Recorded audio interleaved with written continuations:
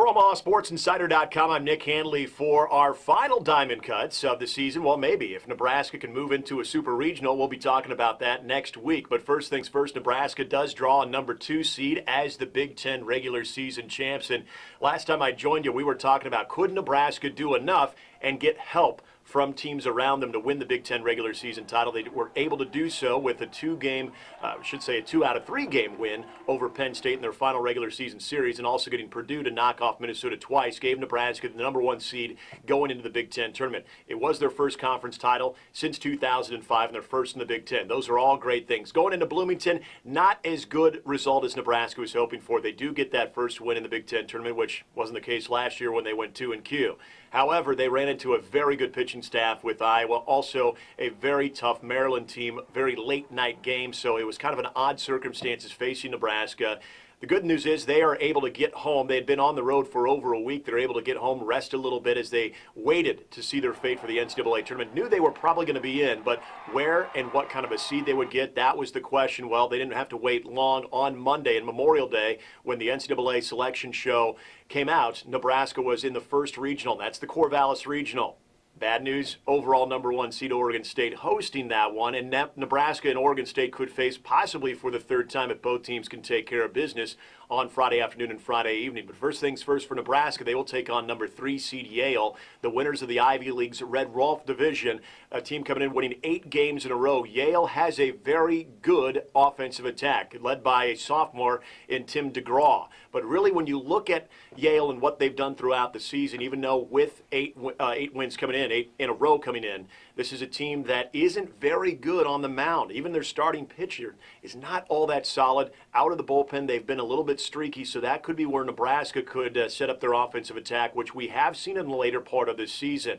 The one thing about Yale, though, is they haven't necessarily needed the great numbers on the mound because defensively they have been very sound, only committing just a little over 40 errors in the season. So one of the better teams handling the baseball, much like Nebraska. So for the Huskers, much like it's been every game that we've seen in the Big Ten and some of these key series, is they are going to have to maximize their opportunities. Now, if we should get to an Oregon State-Nebraska matchup, you might be thinking, well, Oregon State, they've won 18 in a row. They are the Pac-12 champs. They have been basically the consensus number 1 team all season long. The good news for Nebraska is they won't be intimidated by Oregon State if those 2 teams should play, because Nebraska, as you remember, faced off against Oregon State not once but twice in surprise in the Pac-12 Big Ten Challenge in Arizona to get the season started off. Nebraska in that second game playing Oregon State very close. In fact, losing that game 5-2 where Nebraska had several opportunities, leaving a lot of runners on base. Clearly both teams are different. Oregon State and Pat Casey are playing great baseball, and Darren Erstad would like to think that Nebraska is also playing their best baseball of the season despite what happened in Bloomington. So for the Huskers, if that matchup should happen, don't expect Nebraska to be intimidated by what they are seeing on paper from Oregon State, having already seen them twice early in the year. Maybe that familiarity could help Nebraska if they do get to that situation. Very interesting about this Corvallis Regional as well, as we talk about Yale, but also Holy Cross, the 4 seed, who will be taking on Oregon State in the night game Friday night. Those 2 teams, Holy Cross and Yale, have faced off 6 times this season. They played in a 4-game series in non-conference play and then a 2-game series in midweek a little bit later on in the season. For Yale, really hasn't had a big test in their schedule. They did play 2 games against Clemson. They lost both of those games, but other than that, haven't seen a very strong schedule for Yale. So what to expect out of Yale, we don't know. All we do know is, by the numbers, good offensive team. Pitching is probably their weakness, but they do field the ball very well. Nebraska, as we know, goes in with some uncertainty injury-wise. They lost another key member to their bullpen and possibly a emergency starter in Ethan Frazier. Had a lat injury where the lat actually tore off the bone. He is unfortunately going to require surgery. He's not making the trip to Corvallis, so that is one less arm that Nebraska will be bringing.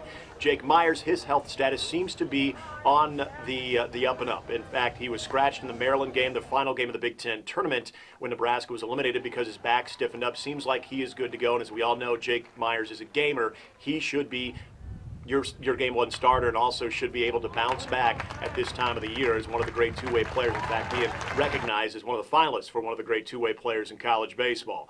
Nebraska's pitching, though, Derek Burkhamper has been solid, continues to be solid. We saw a very good outing out of Matt Waldron in the losing effort against Iowa when he came in relief. Chad Linsman looked good in the Big Ten tournament. So all in all, Nebraska's pitching staff, despite losing Ethan Frazier, looks to be firing on all cylinders. Can they carry that into the Corvallis Regional? They're going to have to, because if, as we mentioned, if you get to Oregon State, the one thing Oregon State does, they pitch it extremely well. From their starters to their setup guys to their closers, they are as good as there is in the country.